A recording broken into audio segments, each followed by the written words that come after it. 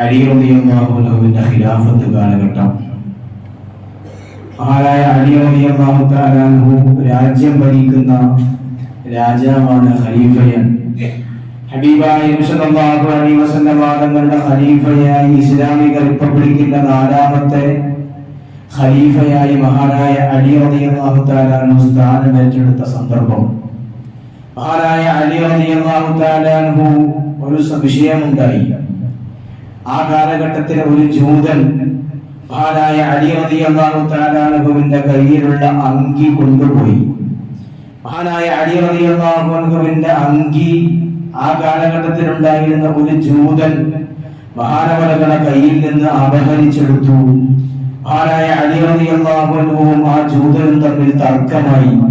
അത് എന്റെ അങ്കിയാണ് എന്ന് മഹാനായ അലി റളിയല്ലാഹു തആല അൻഹു ആ ജൂതനോട് പറഞ്ഞു.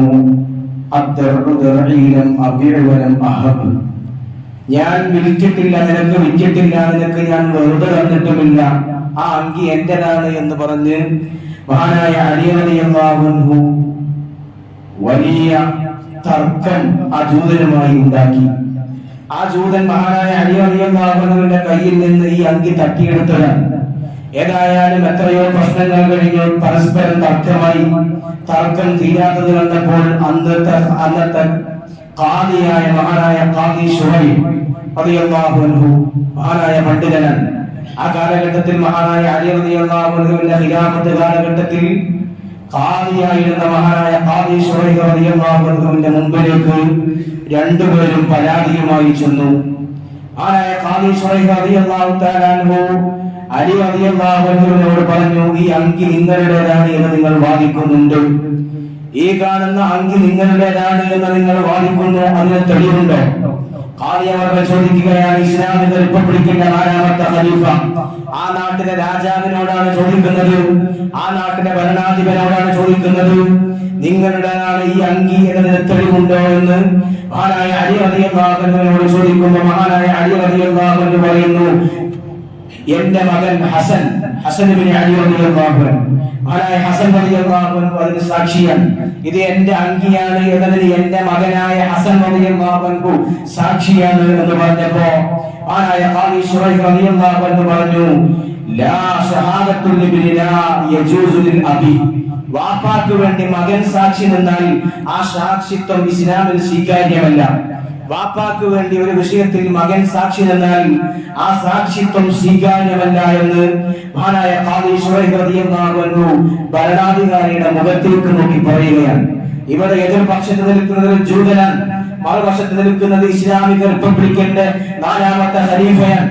ഇസ്ലാമിക റിപ്പബ്ലിക്കിന്റെ ഹബീബായ നബി സല്ലല്ലാഹു അലൈഹി വസല്ലം തങ്ങളുടെ മരുമകനാണ്. നബി സല്ലല്ലാഹു അലൈഹി വസല്ലം തങ്ങളുടെ പ്രിയപ്പെട്ട ഫാത്തിമത്തു ബിദ്അത്തുൽ ഖബ്ദി, എന്റെ ഹൃദയത്തിന്റെ കഷ്ണമാണ് ഫാത്തിമ എന്ന് മുത്തു നബി സല്ലല്ലാഹു അലൈഹി വസല്ലം തങ്ങൾ പഠിപ്പിച്ച മഹദിയായ ഫാത്തിമ ബിയുടെ ഭർത്താവാണ് ഒരു വശത്ത് നിൽക്കുന്നത്. മറുവശത്ത് ഇസ്ലാമിനോട് വിരോധം വെച്ച് പുലർത്തുന്ന, ഇസ്ലാമിനോട് എല്ലാ നിലക്കും വർഗീയത വെച്ച് പുലർത്തുന്ന ഒരു ജൂതനാണ് മറുവശത്ത് നിൽക്കുന്നത്. ഇവർക്കിടയിലാണ് മഹാനായ ഖാദി ശുഹൈബ് എന്നവർ വിധിക്കുന്നത്. നിങ്ങൾക്ക് തെളിവുണ്ടോ? തെളിവുണ്ട്, എന്റെ മകൻ തെളിവുണ്ട്. മകൻ തെളിവുണ്ടെങ്കിൽ മകന്റെ ഷഹാദത്ത്, മകന്റെ സാക്ഷിത്വം വാപ്പാക്ക് പറ്റില്ല എന്ന് പറഞ്ഞപ്പോ മഹാനായ അലി റളിയല്ലാഹു അൻഹു വീണ്ടും ചോദിക്കുകയാണ്, അറജുലുൻ മിൻ അഹ്ലിൽ ജന്ന ലാ തജൂസു ഷഹാദത്തുഹു. ഹസൻ റളിയല്ലാഹു അൻഹു സ്വർഗ്ഗത്തിലെ യുവാക്കളുടെ നേതാവാണ്, സ്വർഗ്ഗത്തിലെ ചെറുപ്പക്കാരുടെ നേതാവാണെന്ന് മുസ്തഫ സല്ലല്ലാഹു അലൈഹി വസല്ലം തങ്ങൾ പരിചയപ്പെടുത്തിയ വ്യക്തിയാണ് ഹസൻ റളിയല്ലാഹു അൻഹു. എന്റെ മകൻ, ആ മകന്റെ സാക്ഷിത്വമാണോ പറ്റില്ല എന്ന് നിങ്ങൾ പറയുന്നത്? മഹാനായ ഖാദി ശുഹൈബ് എന്ന് പറയുന്ന മഹാനായ പണ്ഡിതൻ മഹാനായ അലി റളിയല്ലാഹു അൻഹുവിന്റെ മുഖത്തേക്ക് നോക്കിയിട്ട് പറയുകയാണ്, അതൊക്കെ ആഖിറത്തിലുള്ള കാര്യമാണ്, അത് ആഖിറത്തിലുള്ള കാര്യമാണ്. ഇവിടെ ദുനിയാവാണിത്, ദുനിയാവിൽ വിധി കൽപ്പിക്കാൻ ആഖിറത്തിലുള്ള കാര്യങ്ങൾ നോക്കി ദുനിയാവിനെ വിധി കൽപ്പിക്കില്ല. ദുനിയാവിലെ വിധി അത് ഇസ്ലാം പഠിപ്പിച്ച നേർരേഖയിലായിരിക്കും വിധി കൽപ്പിക്കുക. ഖാദി ശുഹൈബ് എന്നവർ പറഞ്ഞു. എന്നിട്ട് പറഞ്ഞു, മകന്റെ വാദം സ്വീകരിക്കില്ല, മകന്റെ സാക്ഷിത്വം പിതാവിന് വേണ്ടി തെളിവല്ല. മഹാനായ അലി റളിയല്ലാഹു അൻഹു അവസാനം സമ്മതിച്ചു കൊടുത്തു, ഈ അങ്കി ആ ജൂതനെടുത്തോട്ടെ, ഈ അങ്കി എനിക്ക് വേണ്ട, അത് ജൂതനെടുത്തോട്ടെ. സാക്ഷിത്വത്തിന്റെ വിഷയത്തിൽ, തെളിവിന്റെ വിഷയത്തിൽ മഹാനായ അലി റളിയല്ലാഹു അൻഹു ഖാദി ശുഹൈബിന്റെ മുമ്പിൽ പരാജയപ്പെട്ടു പോയി. ഞാൻ ഈ സംഭവം പറഞ്ഞു വരുന്നത് എന്തിനാണ്? മഹാനായ ഖാദി ശരീഫ് റളിയല്ലാഹു അൻഹു എന്ന് പറയുന്ന ആ കാലഘട്ടത്തിലെ ഖാദിയുടെ അല്ലെങ്കിൽ ആ കാലഘട്ടത്തിൽ ഇസ്ലാമിക നിയമങ്ങൾ നടപ്പാക്കിയിരുന്ന ആ കാലഘട്ടത്തിലെ ഭരണീയനായിരുന്ന ഒരു ഭരണകർത്താവായിരുന്ന ഖാദി ശരീഫ് എന്ന് പറയുന്ന പണ്ഡിതൻ കൃത്യമായ നീതിയുടെ അതിർവരമ്പുകൾ ഭേദിക്കാതെയുള്ള ഭരണം നടത്തി. നീതിയുടെ അതിർവരമ്പുകൾ ഒരിക്കലും ഭേദിച്ചില്ല. മറുവശത്ത് ഇസ്ലാമിക റിപ്പബ്ലിക്കിന്റെ 4ാമത്തെ ഖലീഫയും മറുവശത്ത് ഇസ്ലാമിനോട് ശത്രുത വെച്ച് പുലർത്തുന്ന ജൂതനും ഉണ്ടായിരിക്കുമ്പോൾ നീതി ആരുടെ പക്ഷത്താണ് എന്ന് നോക്കി അതിനുവേണ്ടി വിധിച്ചു. ജൂതന് വേണ്ടി അങ്കി കൊടുക്കാൻ മഹാനായ ഖാദി ശരീഫ് റളിയല്ലാഹു അൻഹു വിധിച്ചു. ഇത് ഇസ്ലാമിക സമൂഹം കാണിച്ചു തന്ന വലിയൊരു നീതിയുടെ മാതൃകയാണ്. ഒരു ഭരണാധിപൻ സ്വീകരിക്കേണ്ട, ഒരു ഭരണാധികാരി സ്വീകരിക്കേണ്ട, ഒരു രാജ്യത്തിനെ ഭരിക്കുന്ന, ഒരു പഞ്ചായത്ത് ഭരിക്കുന്ന, ഒരു വാർഡ് ഭരിക്കുന്ന രാഷ്ട്രീയ പാർട്ടികൾ പാലിക്കേണ്ട ഏറ്റവും വലിയൊരു മാനദണ്ഡമാണ് മഹാനായ ഖാദി ശരീഫ് റളിയല്ലാഹു അൻഹുവിന്റെ, മഹാനായ അലി റളിയല്ലാഹു അൻഹുവിന്റെ ഈ ചരിത്രത്തിലൂടെ നമുക്ക് വ്യക്തമാക്കി തരുന്നത്. ഈ സംഭവം കഴിഞ്ഞു, ജൂതൻ മുന്നോട്ട് കടന്നു വന്നു. ആ ജൂതൻ ഖാലൽ യഹൂദിയു അമീറുൽ മുഅ്മിനീന ഖദ്ദമനി ഇലാ ഖാദി വഖാദിഹി ഖലാ അലൈ. ആ ജൂതൻ വന്ന് പറയുകയാണ്, എന്റെ മുമ്പിലേക്ക് എന്റെ പരാതിയുമായി അമീറുൽ മുഅ്മിനീനാകുന്ന ഈ രാജ്യത്തിന്റെ ഖലീഫ എന്റെ പരാതിയുമായി അദ്ദേഹത്തിന്റെ കീഴിൽ പ്രവർത്തിക്കുന്ന ഒരു ഖാദിയുടെ മുമ്പിൽ ചെന്നു. അദ്ദേഹത്തിന് എതിരായി വിധി പ്രഖ്യാപിച്ചു. ഇത് വലിയൊരു മതമാണ്, ഇത് വലിയ മാതൃകയുള്ള മതമാണ്. സ്വന്തം കീഴിൽ പ്രവർത്തിക്കുന്ന ഒരു ഖാദി തനിക്കെതിരെ വിധി പുറപ്പെടുവിപ്പിച്ചപ്പോ ആ വിധിയെ ആ കാലഘട്ടത്തിലെ ഖലീഫ ഭരണാധിപൻ അംഗീകരിച്ചല്ലോ. ഇത് വലിയ സംഭവമാണ്. അശ്ഹദു അല്ലാ ഇലാഹ ഇല്ലല്ലാഹ് വഅശ്ഹദു അന്ന മുഹമ്മദ റസൂലുള്ളാഹ്. ഈ ദീൻ സത്യമാണ് എന്ന് ഞാൻ മനസ്സിലാക്കുന്നു, ഈ ദീൻ പരിശുദ്ധമാണ് എന്ന് ഞാൻ മനസ്സിലാക്കുന്നു എന്ന് പറഞ്ഞു ആ ജൂതൻ ഇസ്ലാമിന്റെ ശാശ്വത ദിനത്തേക്ക് കടന്നു വന്ന ചരിത്രം മഹാന്മാരായ പണ്ഡിതന്മാർ അവരുടെ ഗ്രന്ഥങ്ങളിൽ രേഖപ്പെടുത്തി വെക്കുന്നുണ്ട്. ഞാൻ ഈ സംഭവം പറഞ്ഞത് നമ്മളൊക്കെ ഒരു തെരഞ്ഞെടുപ്പിനെ വരുന്ന ദിവസങ്ങളിൽ അടുത്ത വ്യാഴാഴ്ചയായി അല്ലെങ്കിൽ ചൊവ്വാഴ്ചയായി തിങ്കളാഴ്ചയൊക്കെയായി വലിയൊരു തെരഞ്ഞെടുപ്പിനെ നമ്മൾ നേരിടാൻ പോവുകയാണ്, അടുത്ത 11-ാം തീയതിയൊക്കെ ആയിട്ട്. അതുകൊണ്ട് നമ്മുടെയൊക്കെ ജീവിതത്തിൽ ഭരണാധിപരായി തെരഞ്ഞെടുക്കപ്പെടുന്ന ആളുകൾ അല്ലെങ്കിൽ മറ്റുള്ള ആളുകളെ ഭരിക്കുന്ന ആളുകൾ അവരൊക്കെ ശ്രദ്ധിക്കേണ്ട, അവരൊക്കെ ചിന്തിക്കേണ്ട വലിയ ഒരു ചരിത്ര സംഭവമാണിത്. എല്ലാവർക്കും നീതിയോടുകൂടെ പെരുമാറുക. എവിടെയാണോ നീതിയുള്ളത് അവിടെ ആ നീതിയോട് ചേർന്ന് നിൽക്കുക എന്നതാണ് ഭരണാധിപൻ ചെയ്യേണ്ടത്, ഒരു ഭരണാധികാരി നിർവഹിക്കേണ്ടത്, ഒരു പഞ്ചായത്ത് മെമ്പർ നിർവഹിക്കേണ്ടത്, അല്ലെങ്കിൽ ഒരു ജില്ലാ പഞ്ചായത്ത് ഭരിക്കുന്ന രാഷ്ട്രീയ പാർട്ടി ചെയ്യേണ്ടത് നീതിയോടുകൂടെ ഭരണീയർക്കിടയിൽ നീതിയോടുകൂടെ പ്രവർത്തിക്കുക എന്ന മഹത്തായ ദൗത്യമാണ് ചെയ്യേണ്ടത്. ഹബീബായ സ്വല്ലല്ലാഹു അലൈഹി വസല്ലം തങ്ങൾ പഠിപ്പിച്ചു, 7 ആളുകൾക്ക് അല്ലാഹു സുബ്ഹാനഹു വ തആല അർശിന്റെ തണൽ നൽകുന്ന 7 വിഭാഗമുണ്ട്. അതിൽ ഒന്നാമത് നബി സ്വല്ലല്ലാഹു അലൈഹി വസല്ലം തങ്ങൾ പഠിപ്പിച്ചത് അൽ ഇമാമുൽ ആദിൽ, നീതിബോധത്തോടുകൂടെ പ്രവർത്തിക്കുന്ന, നീതിയോടുകൂടെ തന്റെ ഭരണീയരോട് തന്റെ കീഴിലുള്ള നാട്ടുകാരോട് നീതിപൂർവം പ്രവർത്തിക്കുന്ന ആൾ. അങ്ങനെയുള്ള ഇമാമിനാണ്, ഭരണാധികാരിക്കാണ് നാളെ അർശിന്റെ തണൽ ലഭിക്കുന്ന ഒന്നാമത്തെ കൂട്ടത്തിൽ നബി സല്ലല്ലാഹു അലൈഹി വസല്ലം തങ്ങൾ എണ്ണിയത്. എന്തുകൊണ്ടാണ്? ഭരണം ലഭിക്കുമ്പോൾ, ഒരു രാഷ്ട്രീയ പാർട്ടിക്ക് ഭരണം ലഭിക്കുമ്പോൾ അവർ മുമ്പ് നടത്തിയ, വോട്ട് കിട്ടാൻ വേണ്ടി നടത്തിയ മുഴുവൻ വാഗ്ദത്തങ്ങളും ലംഘിക്കും, മുഴുവൻ കാര്യങ്ങളും ലംഘിക്കും. ഭരണത്തിന്റെ ശിലാകേന്ദ്രങ്ങളിൽ അള്ളിപ്പിടിക്കുമ്പോ സ്വാഭാവികമായും നീതികേട് കാണിക്കേണ്ട സാഹചര്യങ്ങൾ ഒരു മനുഷ്യന് കടന്നു വരും. അവരുടെ നീതിബോധത്തോടുകൂടെ, നീതിയോടുകൂടെ പ്രവർത്തിക്കുന്ന ഭരണാധികാരിക്ക് വളരെ വലിയ പ്രതിഫലമാണ് പരിശുദ്ധമായ ഇസ്ലാം മുന്നോട്ട് വെച്ചിട്ടുള്ളത്. നമ്മളൊക്കെ ജീവിക്കുന്നത് ഈ മതേതര രാജ്യത്താണ്. നമ്മളൊക്കെ ഇവിടെ നിന്ന് ഇവിടെ നിന്ന് രാഷ്ട്രീയ പാർട്ടിയുടെ മെമ്പർമാരെ തെരഞ്ഞെടുക്കുന്നത് ഈ നാട്ടിൽ നിർഭയത്വം ഉണ്ടാവണമെന്നതിന്റെ പേരിലാണ്. നമ്മളൊക്കെ ഏറ്റവും വലിയ ആഗ്രഹത്തോടുകൂടെ, ഏറ്റവും വലിയ പ്രതീക്ഷയോടുകൂടെ കാണുന്നത് നമുക്ക് ഭയമില്ലാതെ ഈ നാട്ടിൽ ജീവിക്കണം, നമ്മുടെ ജന്മനാട്ടിൽ ഒരു പേടിയുമില്ലാതെ ജീവിക്കണമെന്നാണ് നമ്മളൊക്കെ ആഗ്രഹിക്കുന്നത്. എന്നാൽ ആ ആഗ്രഹത്തിന് വിഘാതമായ ഒരു പ്രവർത്തനവും നമ്മുടെ രാഷ്ട്രീയ പാർട്ടിക്കാരുടെ ഭാഗത്തു നിന്നും ഉണ്ടാവാൻ പാടില്ല. നമ്മൾ ഇന്ന് രാജ്യത്ത് വളരെ പേടിയോടുകൂടെ കഴിഞ്ഞുകൊണ്ടിരിക്കുന്ന സാഹചര്യം നമ്മുടെ രാജ്യത്തുണ്ട്. നിർഭയത്വമാണ് ഏതൊരു രാജ്യത്തിന്റെയും പുരോഗതിക്കുള്ള അടിസ്ഥാന ഘട്ടം. നിർഭയത്വമാവണം, ഒരു രാജ്യത്ത് ഭയമില്ലാതെ ജീവിക്കാൻ കഴിയണം. എന്നാൽ നമ്മൾ ഇന്ന് ഭരണകൂടങ്ങളിൽ നിന്ന് വളരെ പ്രക്ഷുബ്ധമായ നിർഭയത്വങ്ങളാണ് നമ്മൾ കണ്ടുകൊണ്ടിരിക്കുന്നത്, കേട്ടുകൊണ്ടിരിക്കുന്നത്. പട്ടാപ്പകലിൽ ഗവൺമെന്റ് സംവിധാനങ്ങളെ മുഴുവൻ നോക്കുകുത്തിയാക്കി ഇതുപോലെ 1992 ഡിസംബർ 6-ാം തീയതി ബാബരി മസ്ജിദ് പൊളിക്കപ്പെട്ടു. ആ സാഹചര്യം നാളെ ബാബരി ദിനമാണ്, ഡിസംബർ 6-ാം തീയതി ബാബരി ദിനമാണ്. നിർഭയത്വത്തോടുകൂടെ നമ്മുടെ പള്ളികൾക്ക് നേരെ, നമ്മുടെ വഖഫ് സ്ഥാപനങ്ങൾക്ക് നേരെ ആക്രോശിച്ചുകൊണ്ട് ഭരണകൂടങ്ങൾ കടന്നു വരുന്ന ഒരു സാഹചര്യമാണുള്ളത്. ഭരണകൂടങ്ങൾ നമ്മുടെ മുസ്ലിങ്ങളുടെ സ്വത്തുക്കൾക്ക് നേരെ വളരെ കൃത്യമായ ആസൂത്രണ പദ്ധതികളോടുകൂടെ കടന്നു വരുന്ന ഒരു സാഹചര്യം.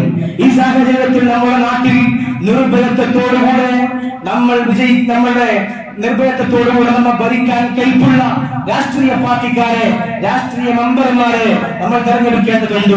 അതിനുവേണ്ടി നമ്മുടെ സമ്മതിദാനാവകാശം, നമ്മുടെ വോട്ടവകാശം വരുന്ന ദിവസങ്ങളിൽ നമ്മൾ കൃത്യതയോടുകൂടെ ഉപയോഗപ്പെടുത്തണം. ഒരിക്കലും നമ്മുടെ വോട്ടുകൾ ഭിന്നിക്കാൻ പാടില്ല. മുസ്ലിം സമൂഹത്തിന്റെ വോട്ടുകൾ ഒരിക്കലും ഭിന്നിക്കാൻ പാടില്ല. പല രാഷ്ട്രീയ പാർട്ടികൾ പലരും ആളുകളെ നിർത്തി ഒരു വാർഡിൽ തന്നെ 10-15 ആളുകൾ മത്സരിച്ചുകൊണ്ട് വോട്ടുകൾ പരസ്പരം ഭിന്നിപ്പിച്ചാൽ അതിന്റെ നഷ്ടം മുസ്ലിം സമൂഹത്തിനായിരിക്കും. ബീഹാറിൽ കഴിഞ്ഞ ബീഹാർ തെരഞ്ഞെടുപ്പിൽ എന്താണ് ഉണ്ടായത്? ബീഹാർ തെരഞ്ഞെടുപ്പിൽ BJP വീണ്ടും അധികാരത്തിൽ വന്നു. ആ 202 സീറ്റോടുകൂടെ എന്തുണ്ടായി? എന്താ സംഭവിച്ചത്? മുസ്ലിങ്ങളുടെ വോട്ടുകൾ ഭിന്നിച്ചു, പല മതേതരത്വ വോട്ടുകൾ ഭിന്നിച്ചു. പല രാഷ്ട്രീയ പാർട്ടികൾക്കും കൊണ്ടുപോയി അവർ സ്ഥാനാർത്ഥികളെ നിർത്തി. പല രാഷ്ട്രീയ പാർട്ടികളിലേക്കും വോട്ടുകൾ വിഭജിക്കപ്പെട്ടു. ഒരു കഥയുണ്ട്. പണ്ടൊരിക്കൽ ഒരു ക്യാന്റീനിൽ 100 പേർ താമസിക്കുന്ന ഒരു ഹോസ്റ്റൽ, 100 പേർ താമസിക്കുന്ന ഒരു ഹോസ്റ്റലിൽ അവരുടെയുള്ള വിദ്യാർത്ഥികൾക്ക് പ്രാതലിനുള്ള പ്രഭാത ഭക്ഷണത്തിനുള്ള ഭക്ഷണം കാരണം ചില രോഗങ്ങൾ പിടിപെട്ടു. എല്ലാ ദിവസവും ഉപ്പുമാവ്, ഒരു കഥയാണ്, എല്ലാ ദിവസവും ഉപ്പുമാവാണ് നൽകുന്നത്. ആ ഉപ്പുമാവ് കഴിച്ച് എല്ലാവരും രോഗികളായി. ആ സമയത്ത് ആ കോളേജിന്റെ, ആ ക്യാന്റീനിന്റെ മാനേജ്മെന്റ് തീരുമാനമെടുത്തു, വിദ്യാർത്ഥികൾക്കിടയിൽ ഒരു വോട്ടെടുപ്പ് നടത്തണം. അവർക്ക് എന്താണ് ഭക്ഷണം വേണ്ടതെങ്കിൽ ആ ഭക്ഷണത്തിന് വേണ്ടി ഓരോരുത്തരായി വോട്ട് ചെയ്യട്ടെ. അവർക്ക് ഇഷ്ടമുള്ള ഭക്ഷണം തിരഞ്ഞെടുക്കട്ടെ. ഭൂരിപക്ഷം ലഭിക്കുന്ന ഭക്ഷണത്തിന് നമുക്ക് തിരഞ്ഞെടുക്കാം. ഇങ്ങനെയുള്ള അഭിപ്രായം വന്നു. അങ്ങനെ അഭിപ്രായം വന്നപ്പോ 100 വിദ്യാർത്ഥികളുള്ള ആ ഹോസ്റ്റലിൽ, ആ സ്ഥാപനത്തിൽ വിദ്യാർത്ഥികൾ 20 പേർക്ക് എന്നും ഉപ്പുമാവ് ഉണ്ടായാൽ മതി എന്ന താല്പര്യമാണുള്ളത്. 20 പേർ ഒറ്റക്കെട്ടായി നിന്ന് ഈ ഉപ്പുമാവിന് വേണ്ടി വോട്ട് ചെയ്തു. എന്നാൽ പിന്നീടുണ്ടായ മറ്റുള്ള ആളുകൾ, ബാക്കിയുള്ള 80 ആളുകൾ 10 പേർ ഇഡ്ഡലിക്ക് വോട്ട് ചെയ്തു, 10 പേർ പൊറാട്ടക്ക് വോട്ട് ചെയ്തു. അങ്ങനെ വോട്ടുകൾ ഭിന്നിച്ചു. എന്തുണ്ടായി? ആർക്കും ഇഷ്ടമില്ലാതിരുന്നിട്ട് കൂടി 20% വോട്ടുകളോടുകൂടെ ഉപ്പുമാവ് തന്നെ വീണ്ടും ആ ക്യാന്റീനിന്റെ പ്രാതൽ ഭക്ഷണമായി. ഇതൊരു കഥയാണെങ്കിലും ഇതാണെന്ന് നമ്മുടെ രാജ്യത്ത് നടന്നുകൊണ്ടിരിക്കുന്നത്. നമ്മുടെ വോട്ടുകൾ ഭിന്നിച്ചുകൊണ്ടിരിക്കുന്നു. നമ്മുടെ വോട്ടുകൾ ഭിന്നിക്കുകയാൽ നമുക്ക് ആർക്കും BJP, ഈ രാജ്യം ഭരിക്കുന്ന വർഗീയത പ്രചരിപ്പിക്കുന്ന രാഷ്ട്രീയ പാർട്ടികളോട് താല്പര്യമുള്ള ആളുകളില്ല.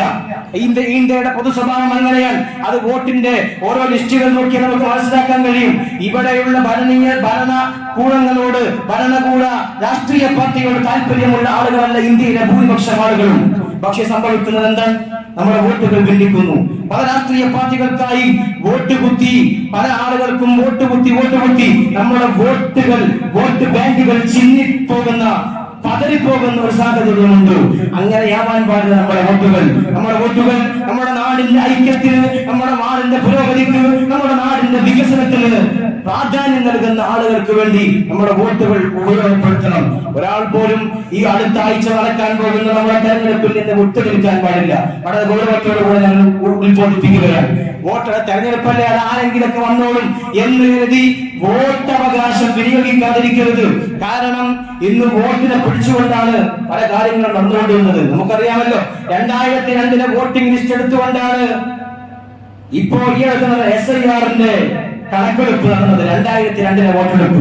അന്ന് വോട്ട് ചെയ്യാത്ത ആളുകളുടെ പേര് ലിസ്റ്റിൽ കാണാനില്ല. അതുകൊണ്ട് ഇങ്ങനെയുള്ള സാഹചര്യങ്ങൾ ഇനി ഭാവിയിൽ വന്നേക്കാം. അതുകൊണ്ട് വോട്ടല്ലേ, അങ്ങനെ പോട്ടെ എന്ന് കരുതി ഒരിക്കലും വോട്ട് മിസ്സാക്കരുത്. നമ്മുടെ സമ്മതിദാനാവകാശം നമ്മൾ കൃത്യമായി വിനിയോഗിക്കണം. കാരണം ഇതൊക്കെ ചിലപ്പോൾ നാളത്തെ രേഖകളായി വരും. ഇന്നല്ലെങ്കിൽ നാളെ, ഒരു 10 കൊല്ലം കഴിഞ്ഞാൽ ഈ വോട്ട് 2025 പഞ്ചായത്ത് തെരഞ്ഞെടുപ്പിൽ വോട്ട് ചെയ്തിട്ടുണ്ടോ എന്ന് പരിശോധിച്ചാൽ അവർ വോട്ട് ചെയ്തിട്ടില്ലെങ്കിൽ ചിലപ്പോ അത് വലിയ പ്രശ്നങ്ങൾക്ക് കാരണമാവും. അതുകൊണ്ട് വോട്ടവകാശമുള്ള മുഴുവൻ ആളുകളും ആ സമ്മതിദാന അവകാശം ഉപയോഗപ്പെടുത്താൻ വേണ്ടി ശ്രമിക്കണം എന്നീ സന്ദർഭത്തിൽ സൂചിപ്പിക്കുകയാണ്. മഹാനായ ഉമർ ബിൻ ഖത്താബ് റളിയല്ലാഹു തആല എന്ന് പറയുന്ന മഹാനായ ഉമർ ഇബ്നുൽ ഖത്താബ് റളിയല്ലാഹു അൻഹു നമ്മൾ കേട്ടിട്ടുണ്ട്.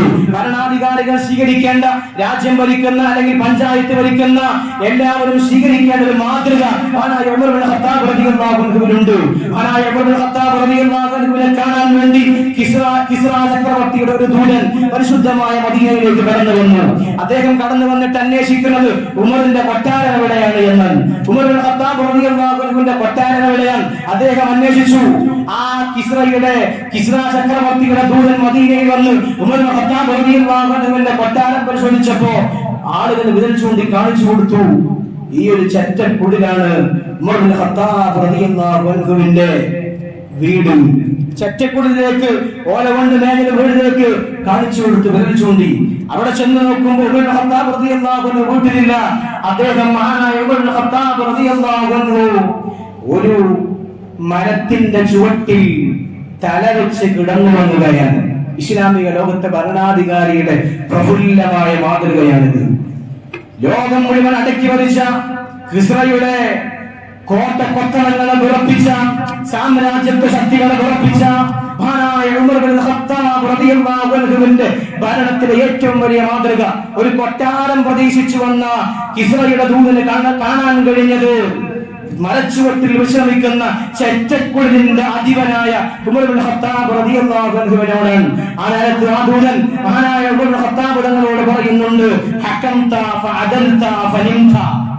മഹാനവറുകൾ പറയാ, ഹകംത നിങ്ങൾ നല്ല രീതിയിൽ ഭരണം നടത്തി, ഫഅദൽത നിങ്ങൾ നീതിപൂർവ്വം ഭരണം നടത്തി, ഫനിംത അതുകൊണ്ട് നിങ്ങൾക്ക് സുഖപൂർവ്വം സന്തോഷത്തോടുകൂടെ സുഖസുഷുപ്തിയിൽ ആറാടാൻ നിങ്ങൾക്ക് കഴിയുന്നു, നിങ്ങൾക്ക് സന്തോഷത്തോടെ ഉറങ്ങാൻ കഴിയുന്നുവെന്ന് മഹാനായ ഉമർ ഇബ്നുൽ ഖത്താബ് റളിയല്ലാഹു അൻഹുവിനെ നോക്കി കിസ്റയുടെ ആ ദൂതൻ പറഞ്ഞത് ചരിത്രം നമുക്ക് രേഖപ്പെടുത്തിരുന്നുണ്ട്. നമ്മുടെ ഭരണാധികാരികൾ അങ്ങനെയാവണം.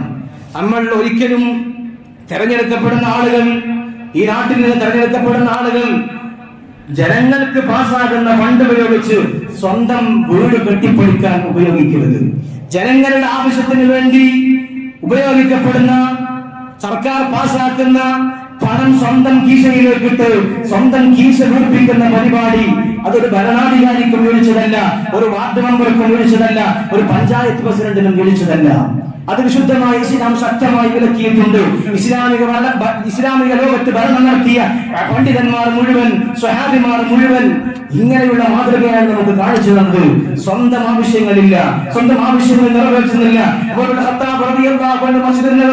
ഖുതുബയോതിയിരുന്നത് കണ്ടം വെച്ച് തുന്നിയ വസ്ത്രം ഉപയോഗിച്ചുകൊണ്ടായിരുന്നു. മഹാനവർഗ ധരിച്ചിരുന്ന കമീസ് കണ്ടം വെച്ച് തുന്നിയ കമീസായിരുന്നുവെന്ന് ചരിത്രം രേഖപ്പെടുത്തുന്നുണ്ട്.